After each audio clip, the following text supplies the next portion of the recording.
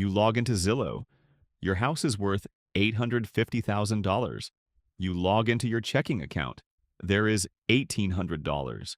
You are a paper millionaire who cannot cover this month's HVAC repair. Something about that math does not feel right. So here's the question. What if you are not actually behind on money? What if your money is just stuck in a place you cannot reach? This is the situation millions of homeowners woke up to over the last 6 years. Your house is the biggest number on your net worth statement. It is also the only number you cannot spend. Two financial pictures of the same person on the same day. One says wealthy, one says stretched. Call it the two statements, the net worth statement and the bank statement. They almost never agree anymore, and the gap between them is wider now than at any point in modern memory. Today, we are going to walk through the actual mechanics of how that gap got this big, and what to do when you find yourself standing in it. Start with the median numbers. The median U.S. homeowner has $198,000 in home equity. The median U.S. household has $39,000 in total financial assets, retirement accounts, brokerage, savings, all of it. Median emergency savings for the middle class is $10,000. So the typical homeowner has about $5 of paper wealth for every $1 of money they could actually spend, and less than half a year of expenses sitting in cash. That ratio used to be much closer. Here is what changed.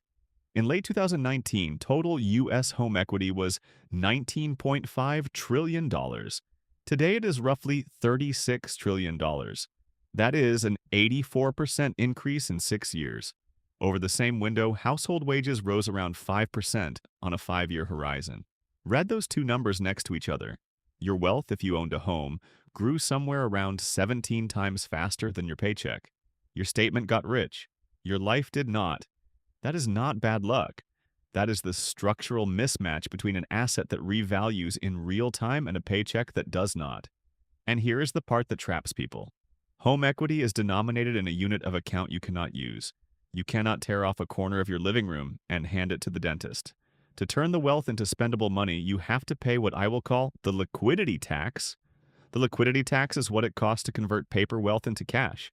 If you sell moving costs, agent fees, capital gains above the exclusion, then renting or buying again at today's prices. If you borrow against the equity, a HELOC, right now runs about 7.1 to 7.4%. If you take a reverse mortgage, origination fees, ongoing servicing, interest accruing against the equity itself, every exit costs. Some are bigger than others. None are free.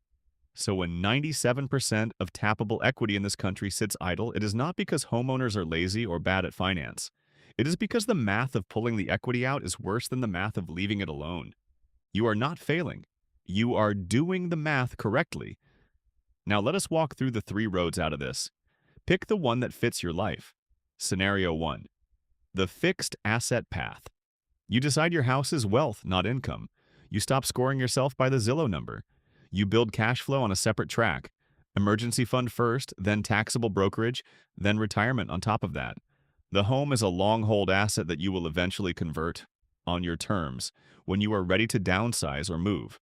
This is the boring path. It is also mathematically the safest one.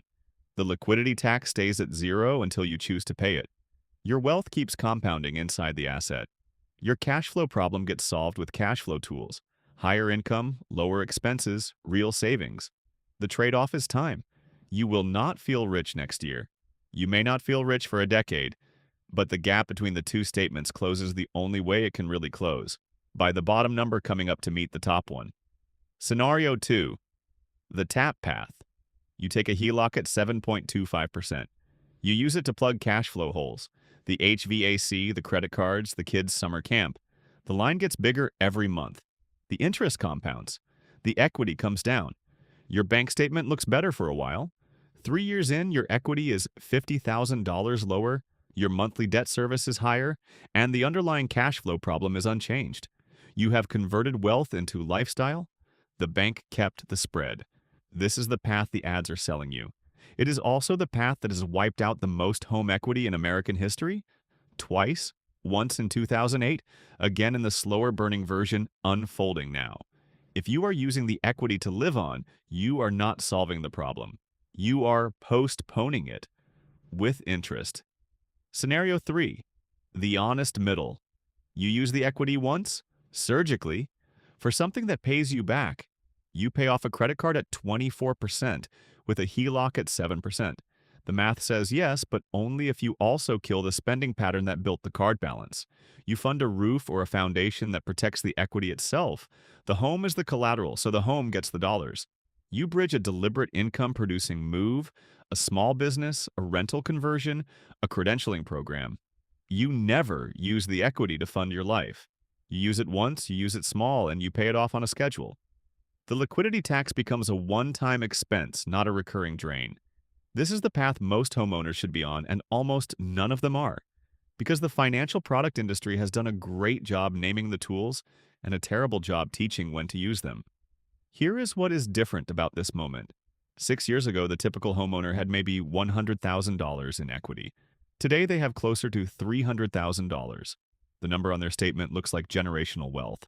The number in their checking account looks like 1995. That gap creates a strange kind of pressure.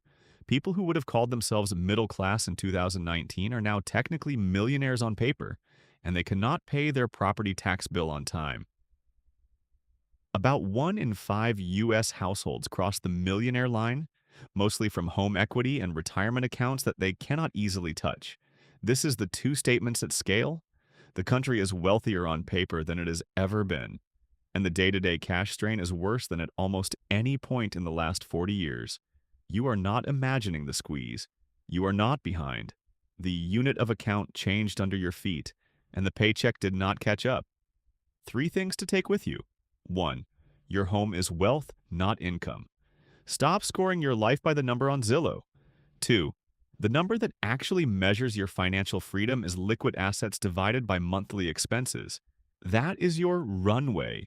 A year of runway beats $1 million of equity every time the dishwasher breaks. 3. The liquidity tax is real. If you ever convert the paper wealth into cash, do it once, do it small, and do it for something that pays you back. Tonight, before you go to sleep, do this one thing. Open your checking, your savings, and your brokerage. Add the 3 numbers.